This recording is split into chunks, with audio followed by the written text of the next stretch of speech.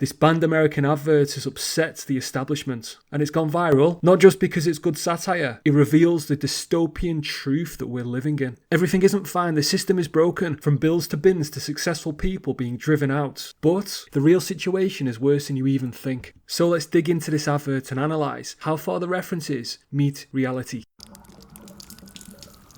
We ain't got no troubles, no reason to complain. 'Cause here in great old Britain, we just love it when it rains. Morning. We're cosy here at home, even though it's not our own. But wait a few more years and who can say? Everything is just fine. Everything is grand. That's a very multicultural living situation.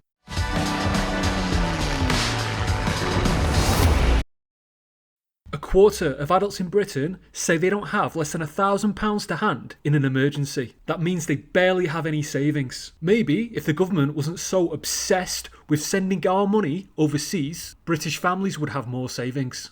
Sometimes I feel like the government spins the wheel to decide where they're going to send our money to next. In May, it was Mauritius. Where is Mauritius?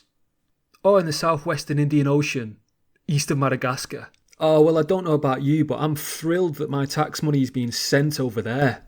And they've decided to give Pakistan an extra £41 million a year, and it's not as if Pakistan is sending its best to Britain. Alright, before we have a look at what's going on outside, this is a trigger warning. This is going to get worse. Your life can get no better when you're living by the letter in this pleasant land. Everything is just fine. Everything is great. The streets can't get no cleaner, nor the rat meat any leaner. No, life is just first rate. Look at all that rubbish piling up on the streets. Look at the size of those rats. This is a reference to the ongoing bin strikes in Birmingham, which started back in March 2025. Now, the reasons for urban decay and public service failures might not be what you think, especially if you're left-wing. So, quick background. The strike was caused because of a dispute between Birmingham City Council and Unite the Union, which represents public sector workers. The waste piling up on the streets, shown by videos like these ones, totaled about 17,000 tonnes. There are a number of reasons why this strike happened, and they all point to wider societal issues in this country. Now, you might be thinking that militant unions are responsible, but in this case, I think they had a point, and the real cause was diversity, equity, and inclusion. In 2012, female council workers, predominantly cooks, cleaners and care workers, took Birmingham City Council to court and won the case. This was a discrimination case, and the female council workers claimed that male council workers were being paid more for similar work. Now, can you guess which jobs male council workers mostly do? Manual labour, roadworks, grave digging, refuge collection, collecting the bins. So the Supreme Court ordered Birmingham City Council to pay compensation of £1.1 billion. The council couldn't afford it and had to declare bankruptcy. Their solution was to slash the wages of many workers, including bin men. Now, this court case has set a precedent. Other cases could be brought against other councils, and your town may look like Birmingham sometime soon. All thanks to diversity, equity and inclusion. As commissioning editor at The Spectator, Laura Brown concludes, refuge collection is tough work, and councils need to pay more in recognition of this. But the workforce is around 73% male and will always be vulnerable to equal pay lawsuits such as the one that hits Birmingham. So maybe it's just a matter of time before every street and every town looks like the one in this advertisement. Okay, now we've looked at the streets, let's have a look at what's going on inside the shops. Everything is just fine. These fish fingers are a steal. Prices up a smidge. Just £100 a meal. Empty purse, but hey, could be worse if there was nothing in the fridge.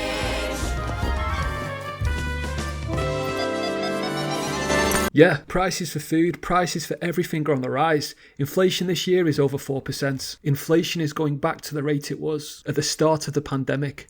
House prices have continuously risen since the end of the 2008 financial crash. The left will say that we need to increase supply. We need to build more houses, and that will lower the prices of houses in general, which is fine, but what they do ignore is the fact that demand is also rising. If you allow 500,000 to 1 million extra people into the country every year, that's also going to increase demand, which is also going to raise house prices. There's no getting around the fact that there's too many people coming into the country. They're stretching public services, but they're also increasing demand for house prices. They're increasing demand for everything, which is raising the prices of everything, including fish fingers, including houses, and most importantly, the cost of Freddos. These little frogs used to be 10 pence. Freddoflation is very real, and it's a very real problem. Strategic realignment means I get to work for myself. Yeah! Paying off my law degree with tips from each delivery. Excuse me, sir, I have your tandoori. Okay, so let's have a look at some of the research that backs this up. This research from Lancaster University shows that unemployment is at a 4-year high of 4.7%.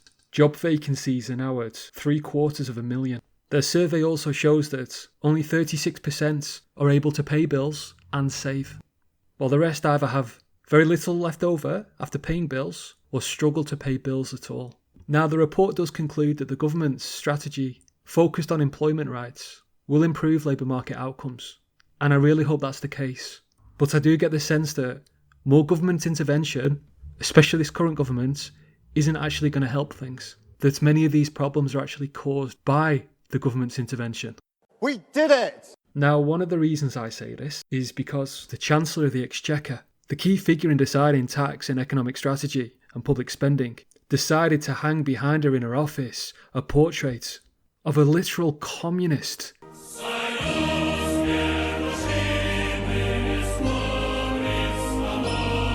Who was known as Red Ellen, who the Chancellor thinks of as a hero. Communism has failed in over 20 countries across 3 continents. The Soviet Union was one of the 2 world superpowers, and the reason that collapsed was because of its bad economy. Heavy government regulation and central planning in the economy is not a recipe for success. It's a recipe for industrial stagnation, food shortages, breadlines, no consumer goods, no innovation, and economic collapse, which was the main reason the Soviet Union dissolved in 1991. And the system in China, communist in name, communist in politics, economically has a lot of capitalism. Yet the Chancellor of the United Kingdom, Rachel Reeves, we can say at the very least, views communism quite positively, and I'm sure a lot of other members of the Labour government have the same thoughts about it. And they want to give the ideology one more try. Yeah, and maybe this time, everything will be fine. Which is probably why she sat in Parliament crying her eyes out behind the Prime Minister.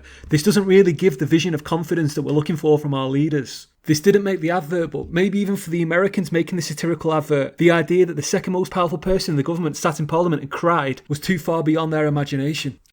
Okay, so let's have a look at the last part of the advert and probably the most controversial part.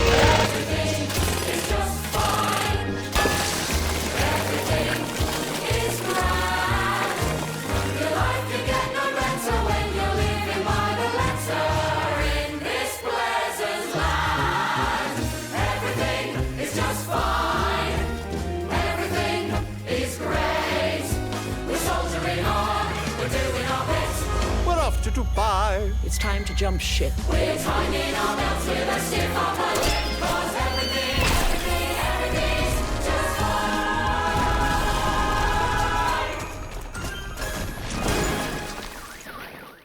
And who can really blame people for leaving for Dubai? The tax rate is 0%. Basic rate here is 20%, and if you earn over 50,000, it's 40%. The streets look clean and safe, which is far more than what you can say here. Reports show there's been a 420% increase over 5 years in inquiries from British nationals wanting to relocate to the United Arab Emirates. There's literally a website, Capital Exodus, which maps real-time wealth gains and losses by countries from millionaire migration. That's the bad kind of migration. They're the types of people we don't need to leave the country. Why? Because they pay a lot of tax. See, I'm not an economist, but I can see the UK has a big red number, while other countries like Australia are green. And basic math shows that more millionaires left the UK than left India, Russia, Taiwan, Vietnam, Nigeria, Brazil, South Africa combined. Capital gains tax has fallen 10% as wealthy leave Britain, because taxes are insanely high and wealthy people can live and work anywhere. If you're a wealthy person in the UK, you're paying 45%. Why would you want to be a wealthy person in this country if you have to give away half the money you earn?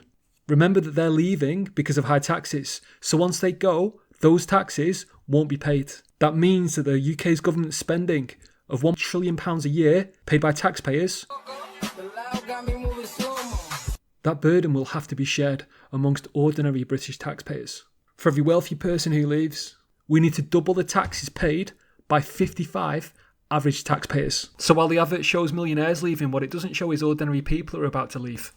Oh, the leader of the opposition party, Kemi, has made a response to this advertisement. Let's have a look at that. Maybe she addresses some of the issues that we've raised here. You may have seen this viral video. It says a lot when an American crypto firm thinks it can mock Britain's economy and get away with it. But I'm not laughing, and neither should you, because that ad, it shows what's coming under Labour. We left office with inflation falling, wages rising, and growth picking up. But now we're seeing borrowing hit record highs, businesses folding by the day, and Labour taxing jobs out of existence. Oh, so she's trying to make it a Labour versus Conservative thing.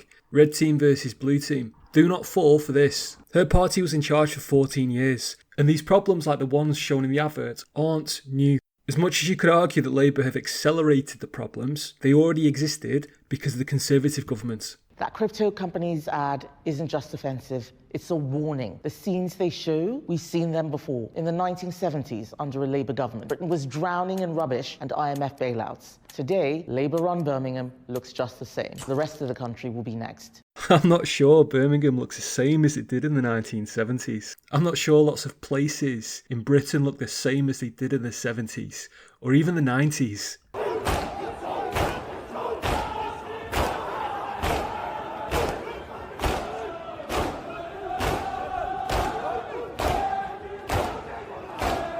Britain deserves better than to be a punchline in someone else's marketing campaign. We need serious leadership, real economic vision, not stunts, not slogans, but action. Low taxes, sensible regulation, affordable energy, conservative principles. That's how we grow again. Let the world laugh at Labour, not at the UK. Only Conservatives can fix the mess that Labour are leaving behind.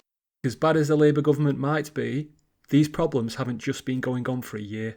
They've been going on for much longer than that. So don't let them try and squirm and get the Conservative Party off the hook, because they haven't been covered in glory on any of these issues either. And these serious problems are going to require more action than Olu Kemi, Olu Funto, Adda Goke Bedenock will be prepared or will be able to take.